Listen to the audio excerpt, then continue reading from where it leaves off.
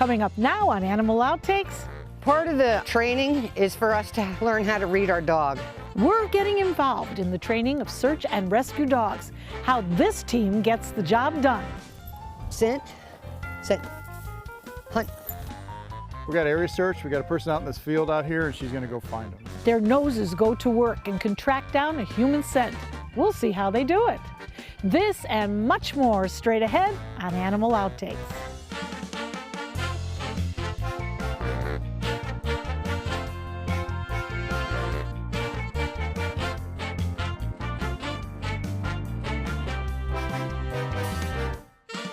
Hello and welcome to Animal Outtakes. I'm Marcia Panucci. There's no doubt in my mind that dogs are some of the most intelligent animals. Their ability and willingness to learn is incredible. This week, we got a special glimpse into the training of some extraordinary canines who are doing some exceptional things.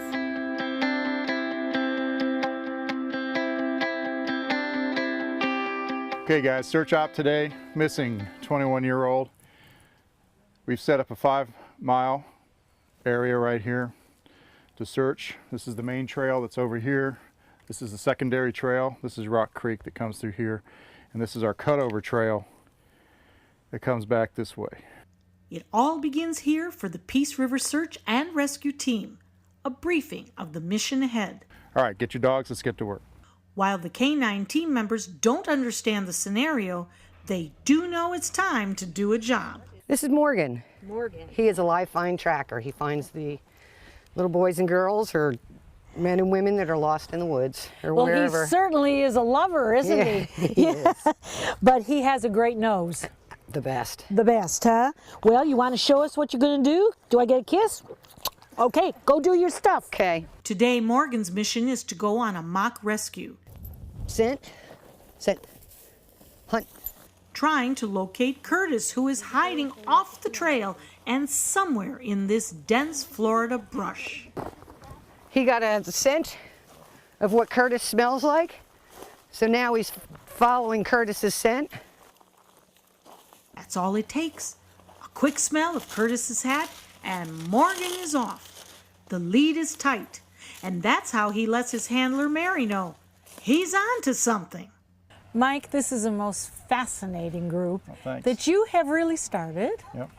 And tell us a little bit about it. These are all volunteers. Yep, they're all come here because they want to do something for their community and they want to volunteer to give back. That's how I did it because I had a lot of experience and I was looking for a way to give back to my community, and so this is how I came up with Peace River. And it doesn't take Morgan long. Winding through the bushes and palms, in no time, Morgan has found what he was searching for.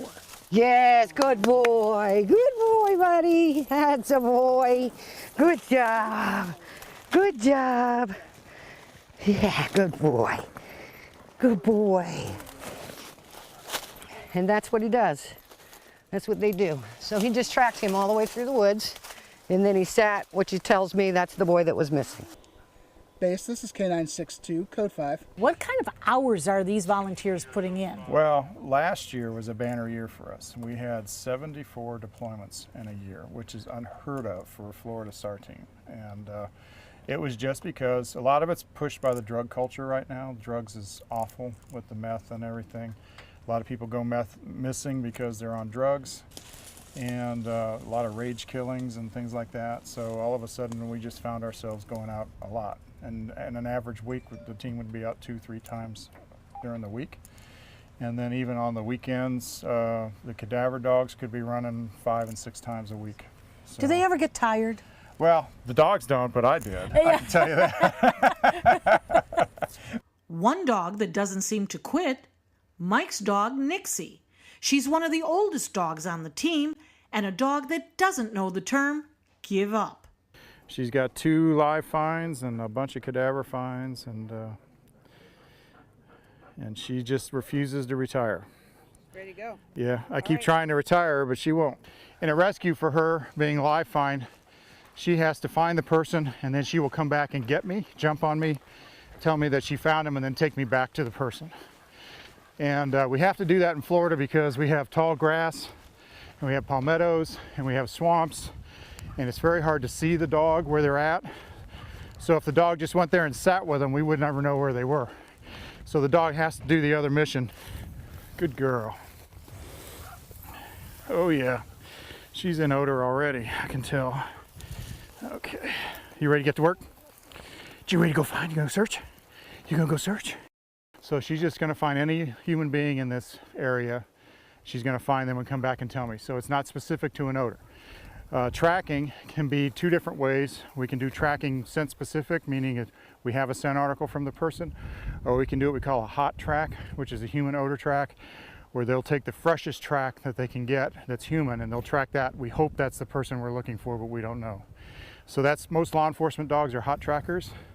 Most search and rescue dogs are scent specific trackers. So that's kind of how it's done. In this particular instance, doing area search, we use area search as a clearing mechanism. So we break these areas into sectors, and we're going to clear it and make sure there's nothing here and no one here. That helps us when we don't know a specific place where the person went into the woods, so we just start clearing through. We also use it for fire when they're going to do pre-burning in certain areas, and they want to make sure there's no campers, hikers in the area. They'll send the dogs in, and we'll make sure we clear everybody out and say, look, they're going to light this on fire, you need to go, and get them out of there. So there's basically the functions that we use them for, and in this behavior. Sit. You want to get to work? Are you ready to go back to work? All right, I guess so. All right, you ready? Search. And off we go.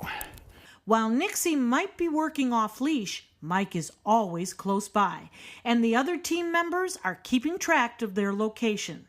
GPS trackers can be found on Mike and on Nixie's collar. Do you work with other law enforcement groups? We do. We have, this year we had 17 different law enforcement agencies that we worked with, ranging from the FBI, FDLE, down to local law enforcement. And so I would imagine there's a mutual respect for both of the groups as you're working side by side to rescue somebody. Yeah, we bring in assets. The nice thing that we do is we bring in highly trained assets. So these people come in and they know their job. So when they get out of the car, they get their dog geared up, or if they're just using the drone or they're just searching as a ground pounder, when they put their gear on, they know exactly what the job is and they can get to work right away. And that helps law enforcement a lot because they don't have the resources to do that. So what they do is we supply them as a force multiplier. With all of a sudden here you've got 60 people who know their job and they're out there doing a good job. Now, of course, the amazing thing is that you're using your own dogs versus law enforcement that actually has dogs that are trained. They're usually Belgian Malinois or German Shepherd. But we're seeing Chihuahuas, we're seeing Cavalier Spaniels here. Obviously, we have some Shepherds, we have some Labs. Is there an advantage for these mixed dogs to be doing this over the Sheps and the Belgian Malinois? Well, the dogs that law enforcement get are the top of the line dogs. They go to the best kennels in the country and they'll spend anywhere from $5,000 to $15,000 for a dog. We don't have that kind of money. So we have to look at dogs that have talent and handlers that can be taught, and we teach them to be a team. And the reason that the pet works out really well for us is because they're part of the family. And this is all, the canine is a team sport. It's a human paired with a dog. It's not just the dog, you know, it's a team. A team that works well together. Oh, now see, she's sitting there. They get the job done. Finding the mock missing person who we couldn't even see over the tall palmettos. Good girl. How are you? Good girl. Oh, that's a good girl. Oh, that's so good. I didn't even know you were here. How are you? Let me check you out. How are you doing? All right. It's hurting me. Your leg's hurting you. That's because there's a dog sitting on you. That's why. That's a good girl. We've all known a dog's sense of smell is remarkable and much different than ours, a lot more powerful. Now, trying to put it in perspective, one researcher says a dog's nose is anywhere from 10,000 to 100,000 times more precise than ours. They view and interpret the world using their nose, kind of like we do with our eyes.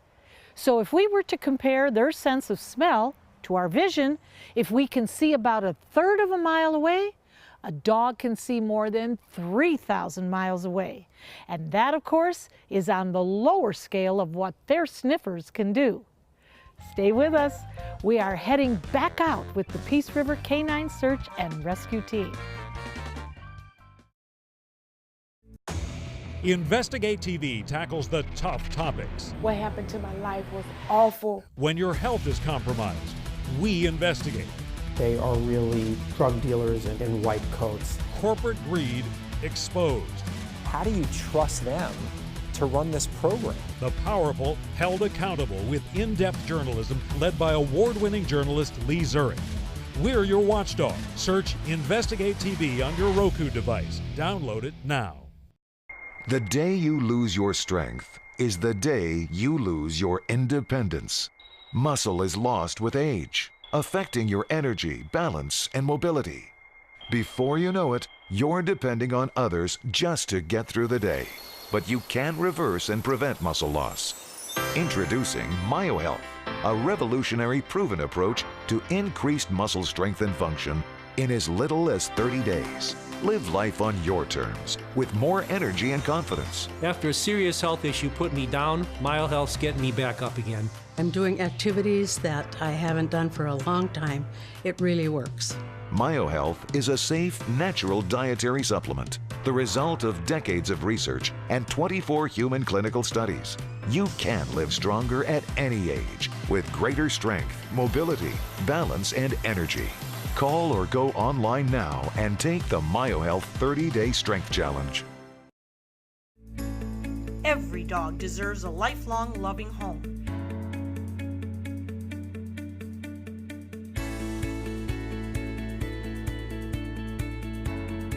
Dante's Den provides a pristine, comfortable haven for dogs that have been abandoned or surrendered by their owners. We ensure that every pup in our Joyful Dogs adoption program receives lots of love and attention, is properly immunized, spayed or neutered, and is in good health. Prospective pet parents undergo a thorough adoption review to ensure a lifetime of love and care. Find your new furry best friend at Dante's Den. For more information, go to dantesden.org or call 844-DANTES-DEN. Dante's Den, continuing the love.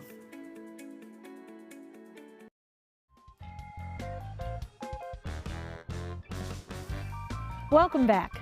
We just saw how search and rescue dogs use their noses to find people. But there is another odor these dogs are trained to detect. That's where it becomes a recovery mission. Now the dogs are tracking the smell of human remains. Ready to get to work? Caliber, or Callie for short, is another member of the Peace River Canine Search and Rescue Team. It takes about a year for most dogs to be cadaver trained, but for Callie, it was only 6 months. And so she does this as a exercise, as her work, as her play. How does she think about this? She is a work dog. She is first and foremost a work dog, even though she is a pet. She comes home with me, she sleeps with me, she lives in our household. But in her mind, this is a game. And we find that the dogs that look at this as a game and enjoy the work that they do a fantastic job. If they're encouraged and they're happy to do it, then they do a really good job. And what breed is she? She is a German Shepherd. Well, of course. We're a little partial. You know, Zeus is our co-host, so we're going to be a little partial to the Shepherds. You're also the trainer. Yes, ma'am. And how hard is this to train a dog to do what they are expected to do? It's harder to train the trainers. The dogs are very easy to train. They think very clearly and they have very clear minds. And once you show the dog what to do through your training methods, the dogs usually pick it up very quickly. It's more making sure that the handlers or the trainers don't interfere with what the dog is trying to do. It's a natural ability that we're turning on with the dogs. So dogs naturally hunt. So what we're doing is we're trying to shape that natural ability so that the dog works for us when we're requesting it. It is that intense partnership between the dog and handler that makes the canine search and rescue team successful. Does she sense the excitement? Oh, absolutely. She sees Absolutely. the lead, she sees her toy, Yep. she's Yep. ready. Yep, they know. The blue shirts, they know we're ready to go. And it's when we get ready in the morning, if we put the blue shirts on and we don't take them, she's upset. They're very upset. Yes. Yes, they're not happy with us.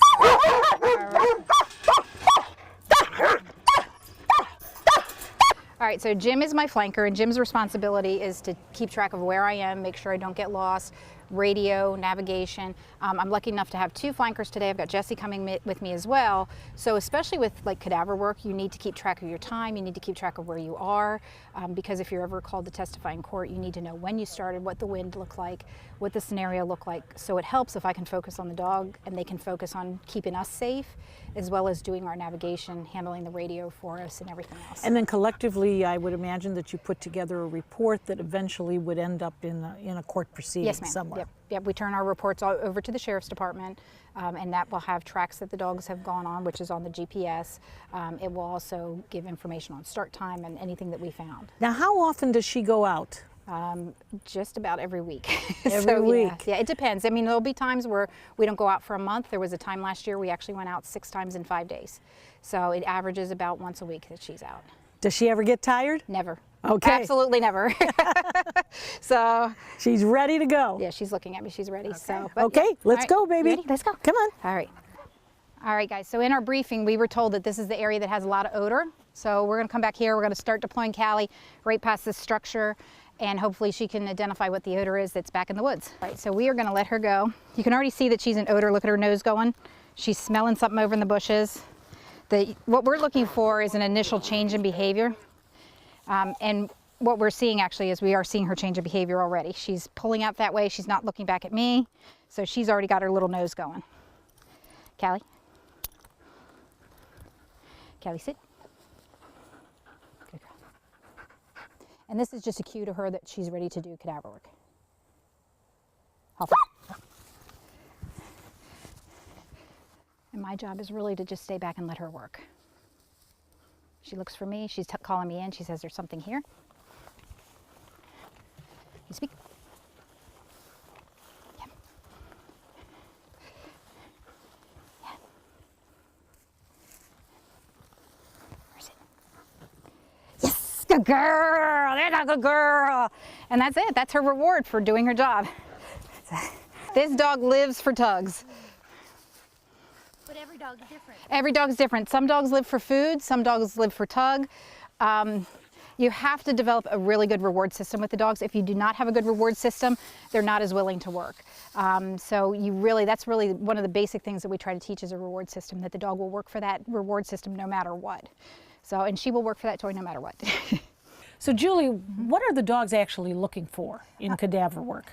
In cadaver work, and it's sometimes called human remains detection, what they're looking for is they're looking for the odor of human remains. They're not necessarily looking for human remains, they're looking for the odor. An odor can be there for a very long time after a body's been removed, after a body has fully decomposed.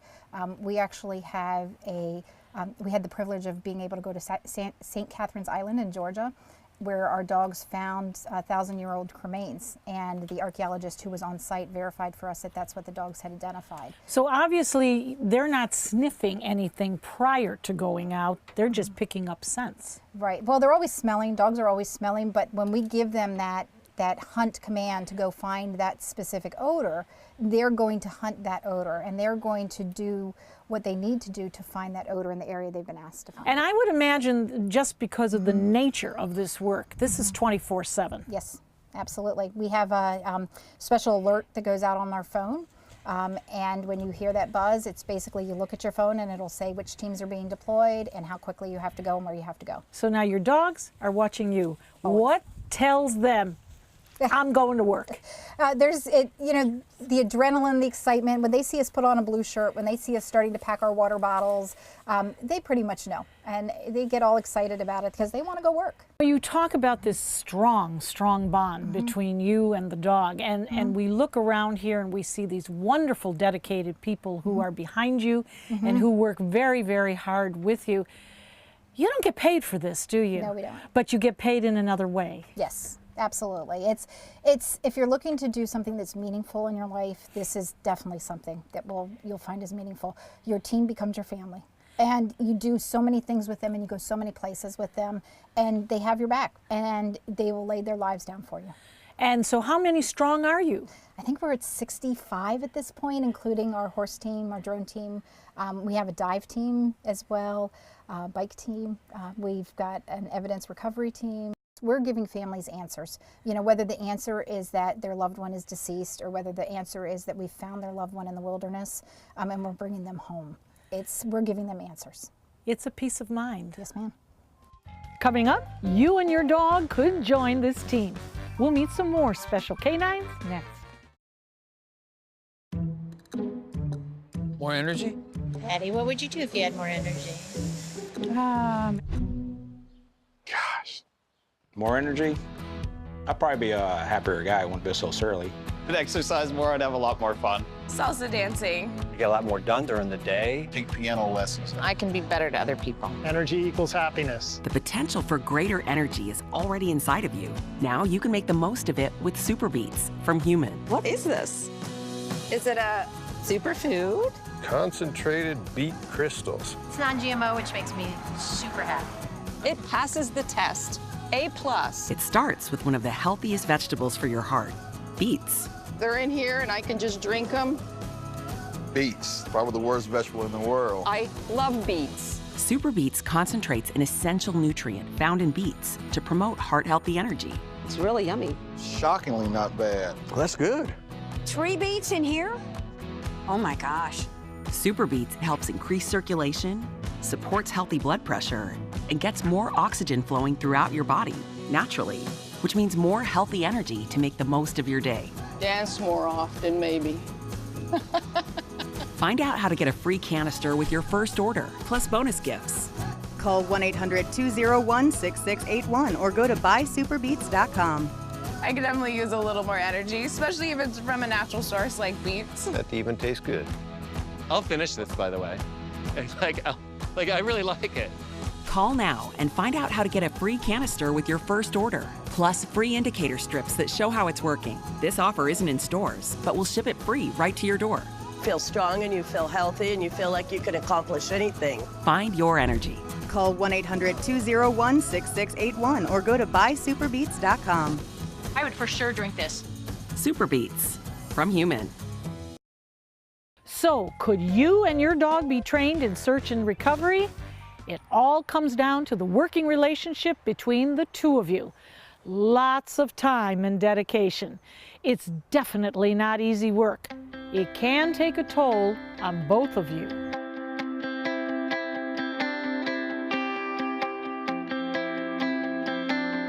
Beckett is a cadaver dog, human remains detection. I was told that he didn't really have any work ability, so it was my goal to kind of prove that wrong. So I saw a lot of potential in him, so I started teaching him some detection work with human remains detection. Beckett and I bonded pretty quick. He had a lot of motivation for food and he just wanted to do something with me. So I just had to point him in the right direction. So basically I taught him, hey, if you smell this stuff, you're gonna get paid for it. You can get some food, and then that transitioned into you get a toy and we can play, and it became a game. And then he started taking it a little bit more seriously where he knows, all right, I have to work. I still get paid, but it's still a job. I think that he has built up a ton of confidence going out and working on his own and being successful, and then I come in and I reward him, and then we have that bond together. And then it's been a great bonding for me and him, and like I said, he was kind of tossed to the side as a rescue dog, not going to work, maybe to make a nice pet dog. So I didn't have too high expectations, and so every time he comes out and he does something great, it's a big deal for me, and he loves it. So. This field exercise puts their noses to the test, sniffing the air to detect the faint smell of human remains. The remains, sometimes just a lost tooth of a team member's child. The item is carefully put into a container and hidden in the tall grass. Beckett alerts Jessie.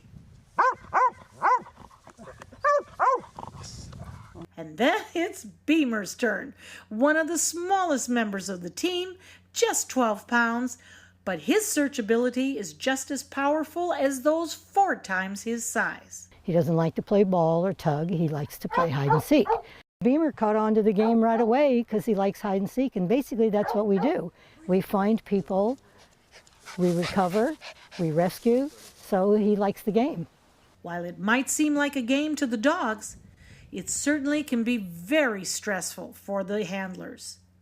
Peace River Canine Search and Rescue has another team member whose job it is to offer support. Sarah, it's a delight to be with you here today because you serve a very wonderful function with this group, a chaplain. So well needed. Can you tell us about, is it a particular faith? And do you work right alongside of them? Do you go with them or do they come to you? Good questions. So I am an interfaith chaplain, and that really means all accepting. I don't judge someone by their path, and that allows me to have a completely open heart, I think, when I am indeed ministering to someone. Interfaith is really all about inclusiveness, including everyone. The only thing I always say I don't include is unkindness. Because in addition to loving and caring for the people of this team, I love the animals too. You'd have to in order to be involved with this. Now, it does beg the question, do you go out with them or do you wait for them? And how do you decide that you need to go to somebody? Okay, so it's a little bit of both. If a family member who has a missing loved one is on site, then I am indeed with the team at base camp. Occasionally, I will go out with a tracker, and if that ever happens, I'm there to bless a body or perhaps remains, but primarily I'm at base camp, I'm with the team, and my first responsibility is to any family member who is missing a loved one. And I like to say that my job is to be completely present and listen. Really what I offer is loving comfort. And my second responsibility is to the team to keep the morale up as much as possible because we do get so emotionally involved. I get emotionally involved as well. And finally, I feel a responsibility to the animals. We've not, of course, met a missing person, don't know them, but we begin to feel as if we know them. We get so invested during the whole process of finding out who they are and maybe why they went missing or how, that our hearts get very involved. But for the dogs and their handlers, it's the compassion in their heart that drives them to continue to help. What an amazing group of people and pups. If you would like more information on Peace River Canine Search and Rescue, visit them on their website.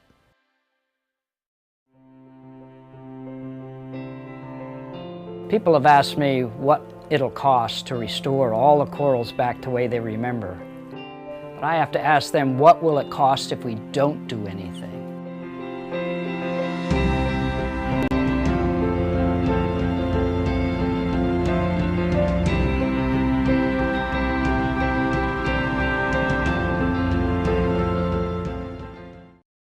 So, how many of us feel completely confident about our financial future?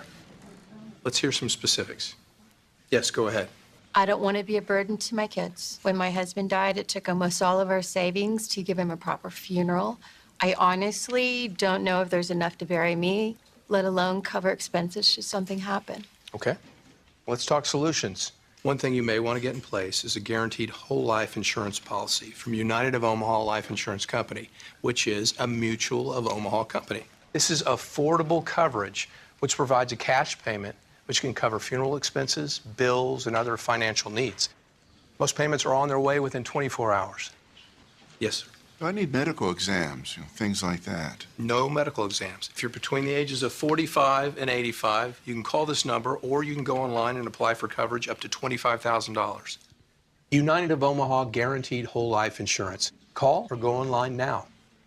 Check out My Suncoast Dining on mysuncoast.com, your guide to the foodie lifestyle. ABC7's own Chef Judy serves up her favorite recipes, cooking tips and trends, dining blogs, step-by-step videos, and Suncoast Restaurant Guide. You'll find it all at mysuncoast.com/dining. Like ABC7 on Facebook to stay connected to the team you trust. ABC7 News at 7 weeknights. Like ABC7 on Facebook to stay connected to the team you trust. Check out My Suncoast Dining on mysuncoast.com, your guide to the foodie lifestyle. ABC7's own Chef Judy serves up her favorite recipes, cooking tips and trends, dining blogs, step-by-step videos, and Suncoast Restaurant Guide. You'll find it all at mysuncoast.com/dining.